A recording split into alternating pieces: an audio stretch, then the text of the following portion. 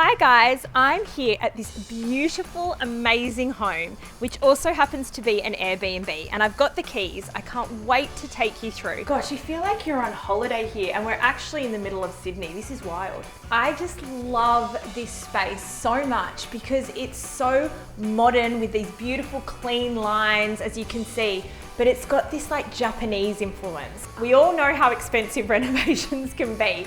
And they decided that they wanted to come up with a way to recoup some of the costs of the reno.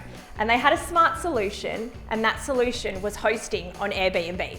Now you might be thinking, that sounds like a lot of work. Like, where do I put all my stuff and how do I get it ready? But you don't need to worry because that's where co-hosts come in. And what they are high quality local hosts you hire to do all of it for you. See, this is what I need. From setting up your listing and organising photos, they do things like the cleaning, guest support.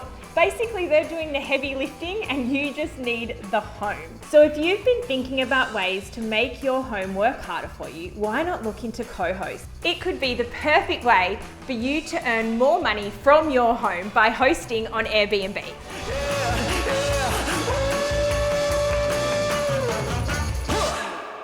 Oh, how relaxing. Just need a cup of tea.